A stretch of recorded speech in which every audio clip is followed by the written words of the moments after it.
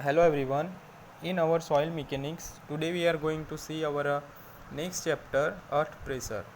So before we going to see our next chapter, in a previous video we saw our fourth chapter in our soil mechanics, stability of slope. In that chapter we saw how to find out or determine stability of slope by using different type of method. So first of all, in stability of slope we saw first introduction. In introduction we saw what is earth slope. So an earth slope is an unsupported inclined surface of soil mass. An earth slope may be found in nature or may be man-made. So earth slope are formed for highway embankment, railway embankment, earth dam. Then after we saw infinite and finite slope, factor of safety, type of slope failure, stability analysis of infinite slope. So in stability analysis we saw stability of infinite slope of cohesionless soil, stability of infinite slope of cohesive friction soil, stability of infinite slope of purely cohesive soil. Then we saw stability analysis of finite slope, the Swedish circle method, method of locating center of critical slip surface, stability of slope of earth dam, friction circle method, Taylor stability number, Bishop's method, method of improving stability of slope, and some example based on it. Now our next chapter is earth pressure. So some content are included in this chapter. So first is introduction, second lateral earth pressure, type of lateral earth pressure, difference between active and passive earth pressure, Rankine theory of earth pressure, active earth pressure by Rankine theory, active earth pressure of cohesive soil, passive earth pressure for cohesive soil. Then Coulomb Weiss theory, Riemann graphical method for active earth pressure, and Kuhlmann graphical method for active earth pressure, and some example based on it. Now first of all, introduction.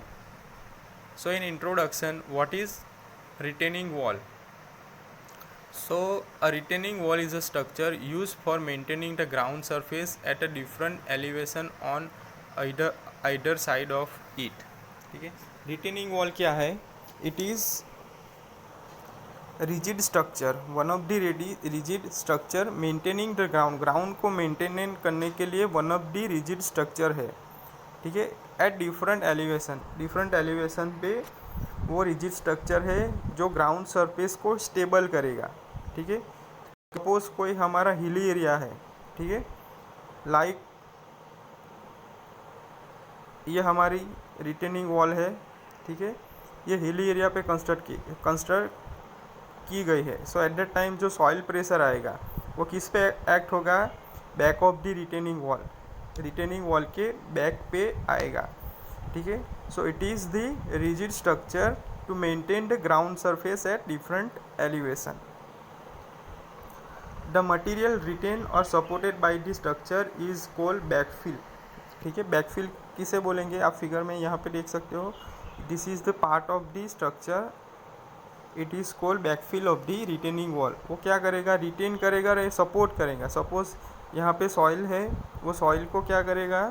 Support देगा और retain करेगा. सो it is called backfill which may be have its top surface horizontal और incline. ठीक है, जो top surface होगी वो क्या होगी? हॉरिजॉन्टल होगी, इंक्लाइन होगी.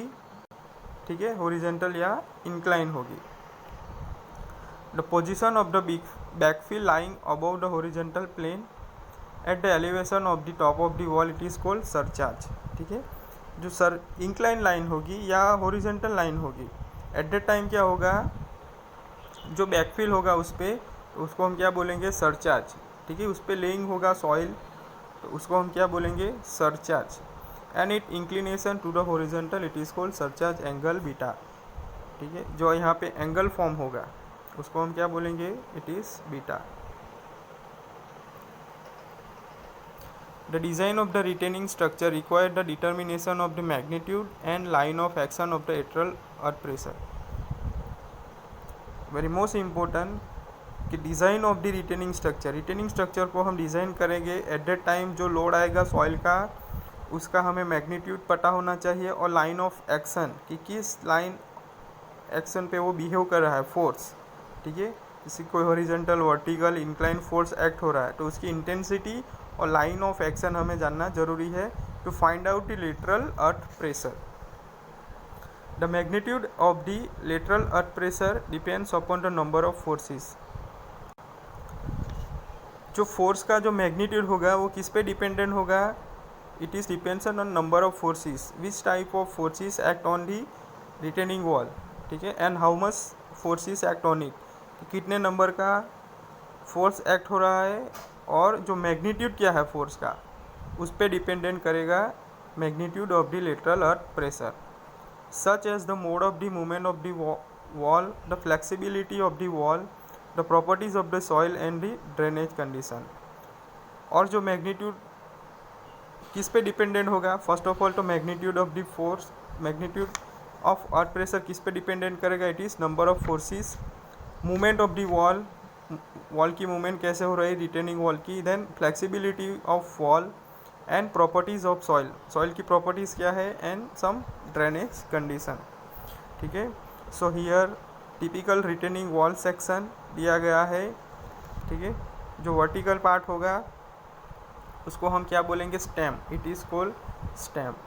Horizontal structural member of retaining wall it is stem, and vertical member of the retaining wall it is called toe, ठीक है। यहाँ पे बैकफिल दिया गया है, सरचार्ज दिया गया है, ठीक है। यहाँ पे drain, we fall and it is also here drain, so it is the part of the structure or structural member of the retaining wall. Now lateral earth pressure, the pressure exerted by the backfill on the back of the wall, it is lateral earth pressure, ठीक है।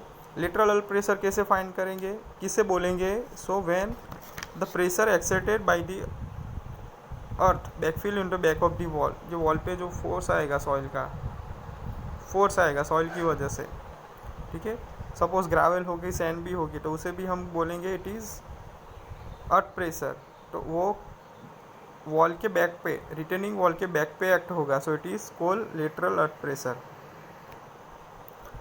Now at the top of the wall earth pressure is 0, top पे क्या होगा, earth pressure 0 होगा, and the base of the wall pressure acting on is passive earth pressure, base पे, ठीक है। जो बेस पे आएगा वो हम कैसे फाइंड करेंगे, it is called passive earth pressure, P A is equal to K A into gamma into H, equation याद रखो, P A is equal to K A into gamma into H. The force acting on the back of the wall is P A equal to 1/2 K A into gamma into H square, here force is equal to the area of the pressure triangle. The total force act as a height h/3, so जो force आएगा backfill पे वो triangle form में act होगा, ठीक है। तो passive earth pressure हम कैसे फाइंड करेंगे, सो इट इज़ 1/2 के into gamma into H square.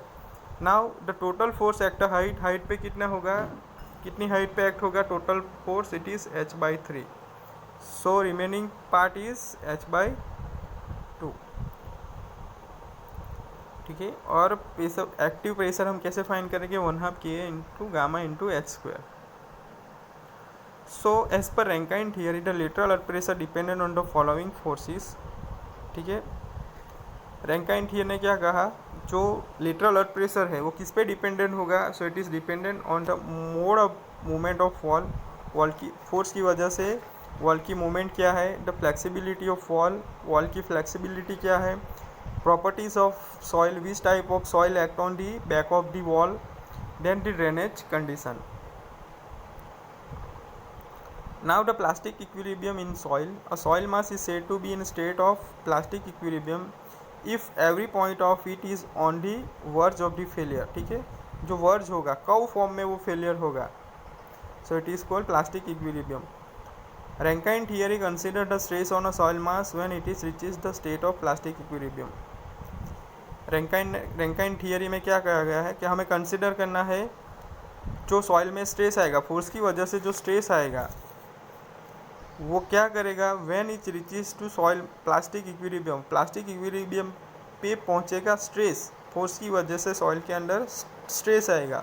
वो स्ट्रेस कहाँ तक पहुंचेगी, it is state of plastic equilibrium of soil, that is when shear failure is imminent at every point with the soil मास।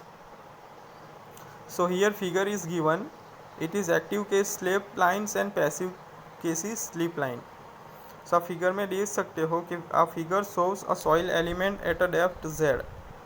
ठीक है, यहाँ पे हम लोगों को एक सॉइल एलिमेंट दिया गया है, वो सॉइल एलिमेंट है, उसकी डेप्थ क्या है z। ठीक है, उस पर vertical stress and horizontal stress act हो रहा है, vertical and horizontal stress act हो रहा है। Here soil mass is here, उस पर हम क्या कर रहे हैं, फोर्स एक्ट हो रहा है।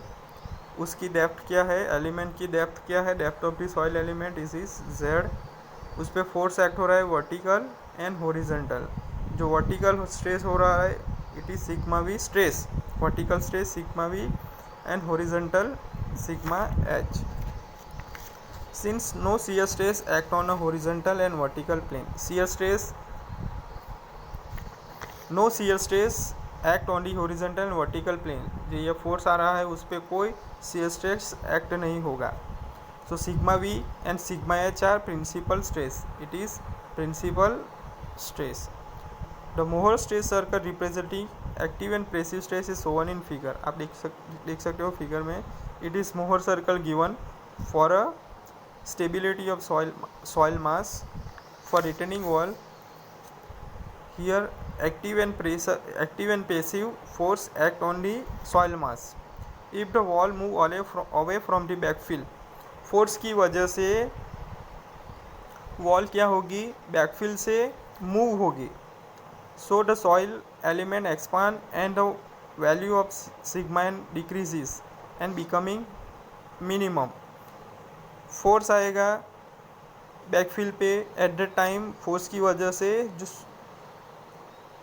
रिटेनिंग वॉल की वॉल है वो क्या होगी, मूव होगी। ठीक है, एट दैट टाइम क्या होगा, एक्सपांड होगा, जो सॉइल मास क्या होगा, एक्सपांड होगा। And the value of sigma N, stress की जो वैल्यू है वो डिक्रीज होगी एंड जो बिकम मिनिमम। ठीक है, कि सपोज हमारे पास ये रिटेनिंग वॉल है, वो रिटेनिंग वॉल पे यहाँ पे सॉइल मास होगा, तो सॉइल मास की वजह से वॉल पे क्या आएगा, फोर्स आएगा। ठीक है, फोर्स आएगा एट दैट टाइम, ये क्या होगी, ये जो वॉल है वो क्या होगी, मूव होगी, यानी यहाँ पे one of the gap form होगा eight that time.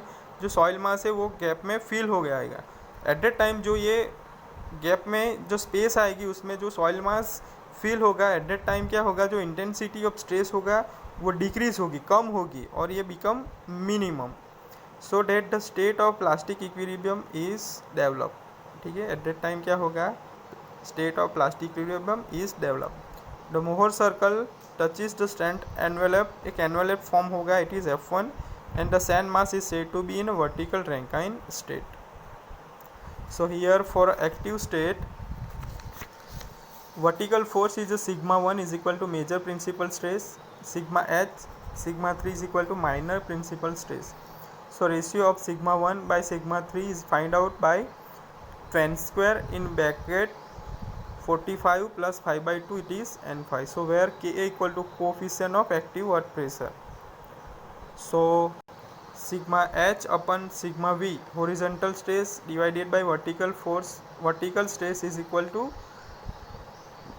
ratio of major principal stress and minor principal stress. So it is 1 divided by tan square 45 plus 5 by 2.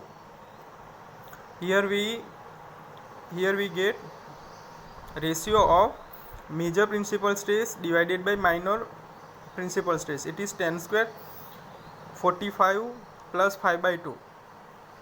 While in a minor principal stress and major principal stress, ratio between minor and major principal stress, so it is 1 upon tan square 45 plus 5 by 2. So 1 upon tan it is equal to cot square, so cot square 45 plus 5 by 2. So it is 1 minus sin phi upon 1 plus sin phi. We know that tan is equal to sin upon cos, ठीक है।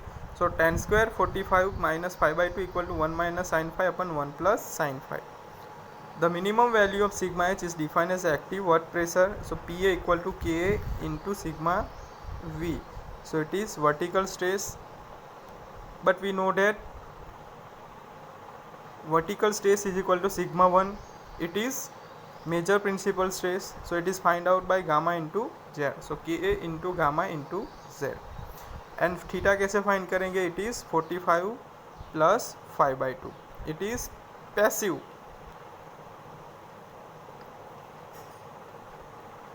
Active earth pressure PA equal to KA gamma into Z, ठीक है।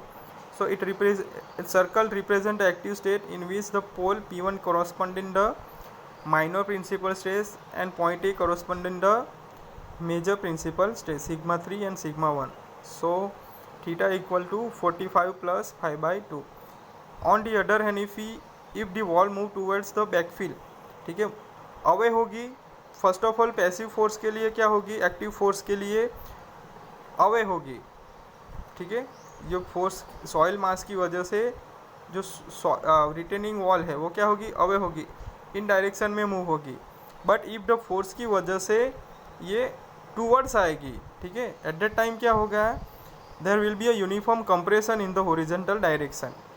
This leads to increase the value of sigma H from its original value while the value of sigma v remain constant. तो sigma S value horizontal force में changes आएगा, increase होगा या decrease होगा? Obviously it increase होगा. तो sigma H value increase and become maximum and will the constitute the major principal stress sigma 1 while sigma v become the minor principal stress. So sigma v equal to sigma 3, sigma h equal to sigma 1. So kp equal to 1 plus sin 5 and 1 minus sin 5.